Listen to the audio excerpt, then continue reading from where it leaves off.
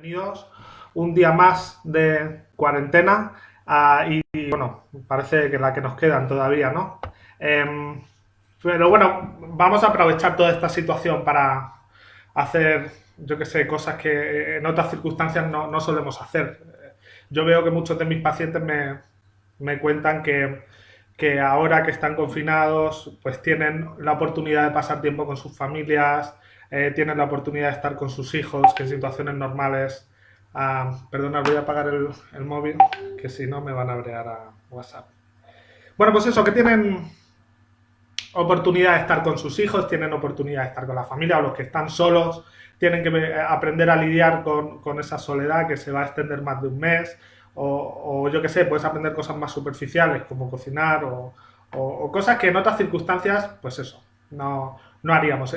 A mí lo que me llama la atención de toda esta situación, me parece muy curioso cómo nos está obligando a afrontar situaciones o dificultades que gracias al ritmo normalmente que llegamos tan frenéticos solemos evadir o solemos no abordar.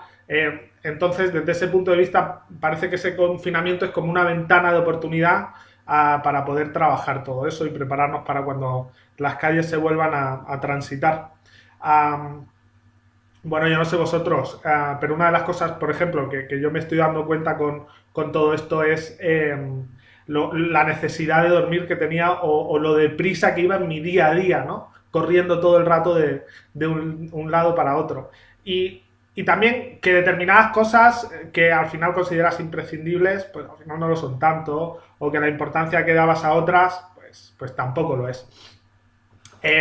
Yo creo que en este estado de indefensión generalizada hay cierto sosiego de descubrir que las cosas no dependen de uno mismo o que al final con esta situación no puedes hacer nada. Pero en cambio también es cierto que creo que hay otras cosas que sí, que son nuevas, que podemos abordar, como por ejemplo poder tomar un café con vosotros, que ya me lo he bebido con el tema del retraso, y poder charlar, bueno, pues como testigos de esta situación tan extraordinaria que estamos viviendo, de las circunstancias o los problemas que van surgiendo, y que en condiciones normales, pues yo creo que no haríamos, ¿no? Entonces aprovechar esa oportunidad, estar aquí con vosotros, yo creo que si no hubiera habido este confinamiento no habríamos hecho esta actividad y la verdad que para mí está siendo muy gratificante poder estar en contacto con vosotros, con todos los mails que nos enviáis, con las propuestas que nos estáis haciendo y bueno, pues un día más hemos querido abrir este espacio. No sé si os habéis fijado, os habéis dado cuenta la cantidad de cambios de hábitos que están sucediendo con el confinamiento. Que por otra parte yo creo que son inevitables, pero pensando y bueno, gracias a esos emails que nos estáis enviando, he estado esta semana fijándome y me ha llamado mucho la atención entre esos cambios de hábito. Bueno, al principio pasó con el papel higiénico, pero ahora está pasando con el alcohol. La cantidad de alcohol que se está consumiendo. Y por otro lado, otra de las cosas en las que yo me estoy fijando, porque, bueno, los que me conocéis sabéis que he trabajado mucho con temas de ludopatía, es, bueno, como la sobreexposición a nuevas tecnologías para el trabajo, para la distracción, para el ocio, está también generando ahí una especie de caldo de cultivo para no solo las personas que ya tenían problemas de juego, sino para las que no las tenían, pues es una situación de bastante riesgo. Yo creo que pensando un poco al respecto hemos creído oportuno pensar sobre estas circunstancias y como siempre, pues voy a hacer una pequeña reflexión que voy a compartir con vosotros. Lo que digo siempre, vamos a ser muy prudentes de las cosas que yo digo porque son solo reflexiones, no son manuales de instrucciones, son simplemente reflexiones que hacemos desde el equipo cuando trabajamos con las problemáticas que nos estamos encontrando y que queremos compartir con vosotros, tanto para aquellos profesionales que estén trabajando con personas que solicitan ayuda, como para aquellas personas directamente que se estén viendo expuestas a este confinamiento y que a lo mejor saquen de esta experiencia algunas conclusiones positivas, ¿no? Siguiendo un poco por la línea que íbamos de los cambios de hábitos que estamos viendo, yo creo que, bueno, por una parte es normal estos cambios de hábitos cuando surgen épocas de crisis. No es la primera crisis que vivimos, sí sanitaria, pero ya vivimos una crisis en el 2008, ¿no? Y los cambios de hábitos son muy significativos. Algunos comportamientos llama la atención, son muy curiosos, como por ejemplo lo que he comentado antes de la compra masiva del papel higiénico, o yo qué sé, o cómo se aprovisiona toda la gente con carros al principio.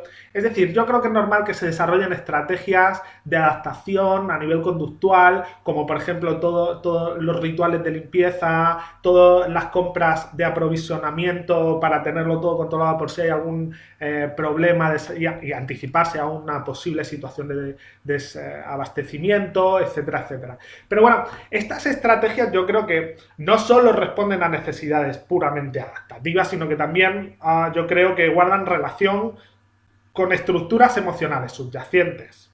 Es decir, yo creo que son mecanismos de gestión emocional que tienen de alguna forma como último término ayudarnos a llevar esta situación y bueno, y todas las atribuciones emocionales que le acompañan. Yo que sé, por ejemplo, me acuerdo en la época de la crisis anterior todo el tema de cómo se habían disparado las ventas de pintalabios rojos, ¿no? Y cómo ahí hay una asociación de cuando hay crisis se venden muchos más pintalabios. Es decir, todas esas situaciones yo creo que tienen un componente emocional y unas atribuciones emocionales muy elevadas. No solo son estrategias de afrontamiento de crisis.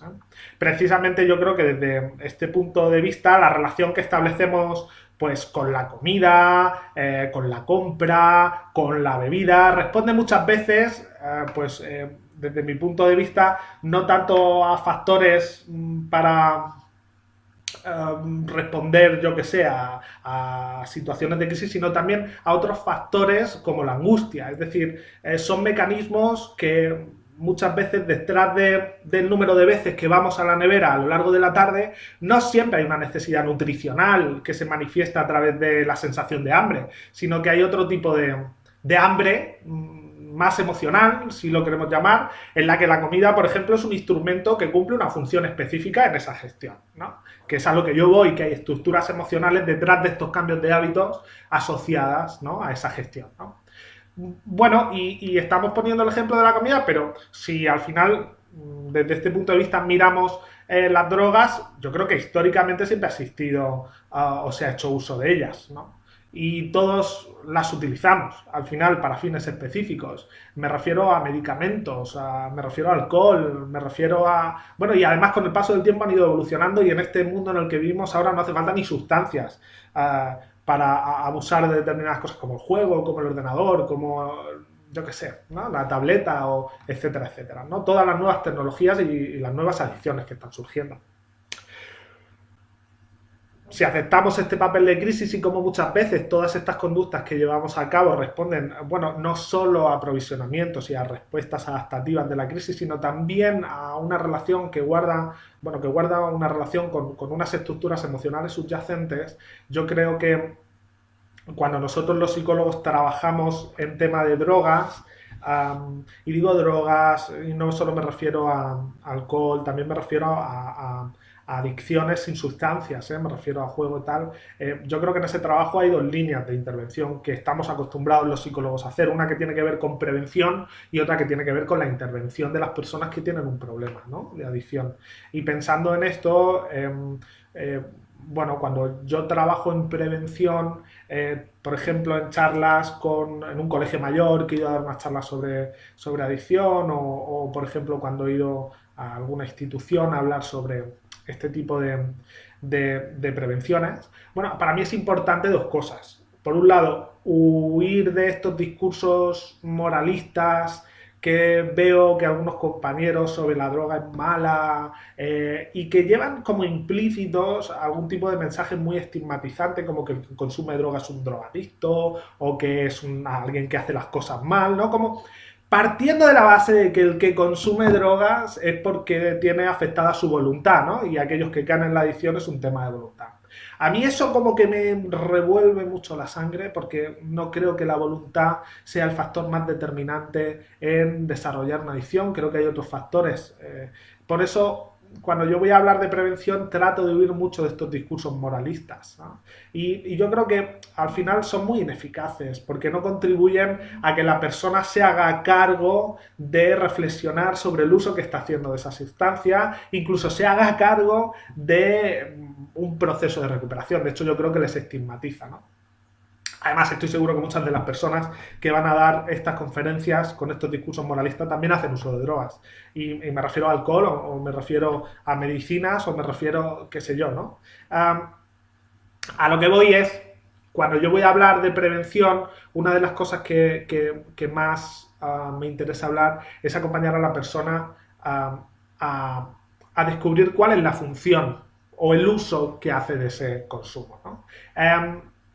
Yo creo que para prevenir, lo primero que hay que pensar es que la droga funciona.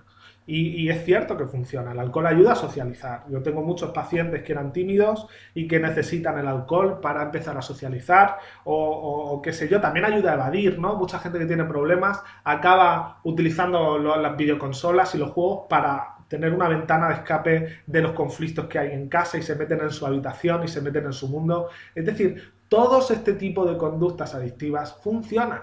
Funciona, la droga funciona. Y por eso históricamente se ha utilizado. Con lo cual, yo creo que es importante desarrollar una conciencia colectiva sobre para qué nos sirve a cada uno utilizar ese tipo de sustancias, para qué necesitamos emborracharnos, para qué necesitamos tomarnos. Y es curioso cómo ahí hay factores, pues por ejemplo el alcohol, muy asociados a la diversión. Sería muy interesante que cada uno se pudiera preguntar para qué está consumiendo esa cerveza o para qué está fumándose ese porro, ¿no?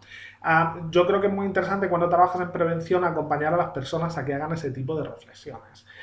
Y además, si lo traemos o lo aterrizamos a esta situación de crisis, yo creo que es interesante preguntarnos qué función está jugando el vino, la cerveza, los juegos en esta situación de crisis, ¿no? Y cómo o qué relación guarda con la gestión de la angustia, de la ansiedad, de que ayer nos dijeran que vamos a estar otro mes metidos en casa, y ahí uno se para a pensar y se da cuenta de que ese tipo de relación con esas sustancias o con ese tipo de juegos al final cumple una función muy importante de gestión emocional, para evadirse, para sobrellevarlo, para acompañarnos. Y al final las sustancias o este tipo de comportamientos se convierten en una compañía que nos ayuda a gestionar toda esta situación colectiva, de angustia colectiva, ¿no? Con lo cual, en ese punto, considero que es importante decir que es eficaz.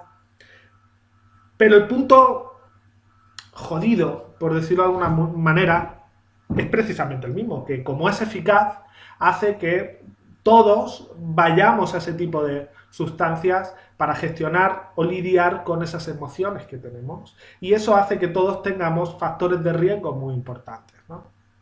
Yo creo que hay una correlación, esto es una opinión, entre a mayor necesidad o a mayor necesidad de gestión emocional, más factor de riesgo. Es decir, cuanto más necesitamos utilizar elementos externos para acompañarnos como instrumentos para gestionar nuestras emociones, creo que hay un mayor factor de riesgo para desarrollar una adicción. Con lo cual, en esta situación de malestar colectivo, es un campo de cultivo para juego, para adicción, para todos estamos en riesgo a desarrollar conductas de abuso y algunos están más expuestos a desarrollar adicciones. Con lo cual, fijaros, yo aquí lo que estoy partiendo es de la tesis de que desarrollar una adicción no es una cuestión de voluntad, sino que hay una serie de factores de riesgo que hacen que seamos más propensos. Y entre estos factores de riesgo tiene que ver con la gestión emocional, tiene que ver con la situación de crisis, pero no es adicto el más débil necesariamente, no funciona así.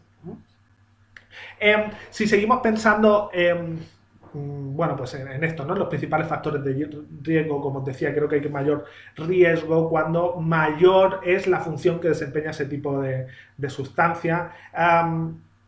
Unido luego a principios adictivos de cada sustancia. Pues hay sustancias que son más adictivas a nivel fisiológico que otras, que eso también importa, ¿eh?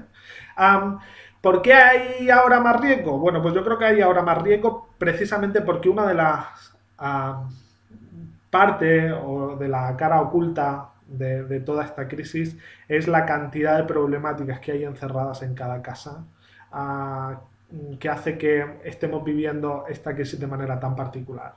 Y el impacto a nivel emocional, psicológico, cognitivo que está teniendo toda esta situación, ¿no? Ya no solo por el estar confinados y el estar expuestos a situaciones tan jodidas, sino también yo creo que por la incertidumbre de no saber qué va a pasar en el mercado laboral, y al final ese nivel de angustia es muy elevado. Y ahí aparece ahí aparece el alcohol, ahí aparece el juego. Y estamos hablando de situaciones que son por un lado muy particulares, pero que por otro lado yo creo que se generalizan a todos. Pero encima hay otras personas que ya antes de esta circunstancia de crisis habían desarrollado una relación con estas sustancias y que ahora, con esta crisis, estando en casa, bueno, pues están en una situación de mucho, mucho, mucho más riesgo. Y es francamente descorazonador ver cómo los pacientes que tenían problemas ahora tienen más problemas, ¿no? Es interesante, por ahí vi hace poco que habían sacado un decreto para intervenir sobre los anuncios de casas de apuestas, porque yo creo que uno de los aspectos más, bueno, más peligrosos con toda esta situación es el juego, ¿no? El juego patológico y la facilidad de que las personas estén en casa jugando y cómo el juego se convierte en la compañía más adecuada para llevar de alguna forma toda esta situación. ¿Mm? Bueno, uh, eso es todo lo que tiene que ver con la parte de prevención. Luego hay otra parte de intervención cuando ya hay un problema de adicción. Y aquí lo que solemos hacer los psicólogos es acompañar a los pacientes en un proceso de desintoxicación, si hay una sustancia, o deshabituación. Y ahí normalmente hay muchos estilos. Quiero decir, en Madrid hay muchos centros que trabajan muy bien y que tienen distintas perspectivas. Yo particularmente siempre me he sentido más cercano de aquellos procesos que acompañan a que el individuo se haga a cargo o sea autónomo en la gestión de su adicción, ¿no? Y por ahí yo tengo una compañera que a mí me ha enseñado mucho a trabajar con adicción y que me encanta cómo trabaja ella, mi compañera Patricia de Psicólogos Pozuelo, que de alguna forma le da esta parte de humanidad y acompaña a que sus pacientes se sientan autónomos y capaces de trabajar con todo esto y siempre desde un principio de responsabilidad porque cuando más débiles están pues más se apoya ella en la familia o se apoyan otros, con lo cual luego hay otros centros, hay ingresos, etcétera, etcétera. Pero siempre se trabaja, por un lado, en lo que viene siendo la deshabituación de la relación que guarda con la sustancia y por otro lado, pues trabajar con todas esas emociones subyacentes, ¿no? Ella siempre pregunta, bueno, ¿y esto qué te aportaba? ¿No? Y ahí siempre las personas suelen decir, no, nada, esto es horrible, no, algo te tenía que aportar. Y ahí ya podemos entrar qué función desempeña, ¿no? Decíamos antes, al final, que la droga funciona, que el juego funciona y por eso es tan peligroso, porque funciona muy bien, pero una de las cosas que yo creo que comentan las personas que han desarrollado problemas es que llega un momento que deja de funcionar. Deja de funcionar y lo que le acompaña son sentimientos de remordimiento, de culpa, un deterioro social, físico, tremendo y al final ya te ves en otro problema mucho más grande que es la dependencia que tienes a esa sustancia, ¿no? Acompañar a estas personas, yo creo que es de lo que se trata.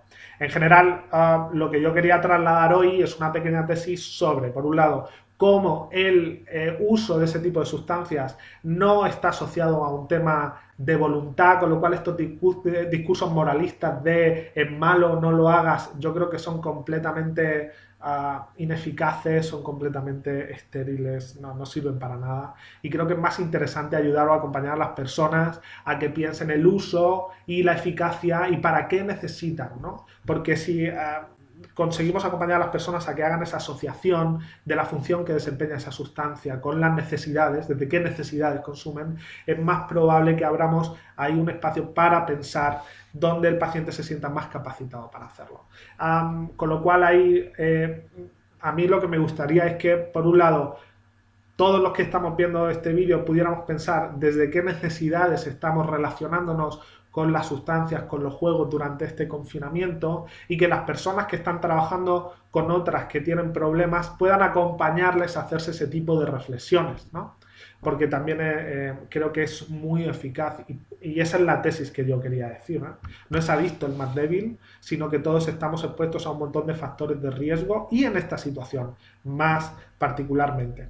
Por otro lado, otra de las cosas que me gustaría decir es que en los tratamientos que nosotros estamos haciendo con personas que tienen problemas, esta situación de confinamiento lo está agravando mucho más, con lo cual, si en casa tenéis a personas que sospecháis que están manteniendo una relación, bueno, pues que está siendo perjudicial con algún tipo de sustancia o con juego o con, bueno, os animamos a que pidáis ayuda aunque vuestro familiar no quiera y que llaméis a un centro para que os puedan acompañar a ver cómo intervenir sobre eso. A nosotros recordaros, seguimos abiertos, seguimos trabajando, seguimos atendiendo, siendo responsables y aunque somos sanitarios y podríamos abrir el centro, preferimos hacerlo desde casa para acompañar a esos otros compañeros sanitarios a que hagan su trabajo en los hospitales.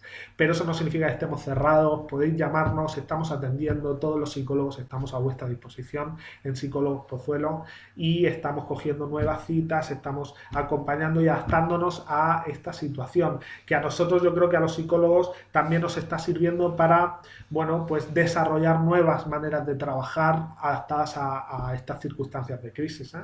Os animamos a llamar. Dicho esto, también os animamos a participar de este tipo de conferencias. Si tenéis dudas, si queréis, yo que sé, plantear situaciones concretas, tenéis mi mail. A mí me encantaría que ahora pudierais vosotros participar haciéndome preguntas. No tengo ni la menor idea de dónde me saldrían las preguntas, con lo cual, además tengo el móvil apagado, con lo cual si alguien me está escribiendo no me estoy enterando. Sé que el otro día, con el vídeo que estuvimos haciendo, luego recibí un montón de mails, recibí un montón de, de dudas concretas. Entonces, pero me enteré después y me dio pena. Voy a ver si, a ver, si yo supiera ver, pero es que no voy a saber. Bueno, al final, lo que os digo siempre, escribirme al mail, escribir las dudas que tengáis, yo voy a poder resolverlas en la medida que pueda y si, bueno, alguien quiere escribir con alguna temática particular que le interese abordar, estamos viendo muchas circunstancias tipo gente que ha tenido que cancelar bodas, personas que tienen otros problemas de salud, personas que, bueno, todo ese tipo de problemáticas, estamos usando este espacio para poder abordarlas y reflexionar conjuntamente sobre ellas. Y nos veremos pronto por aquí otra vez, que paséis un buen domingo, mucho ánimo para el confinamiento y que estemos todos a salvo. Un abrazo.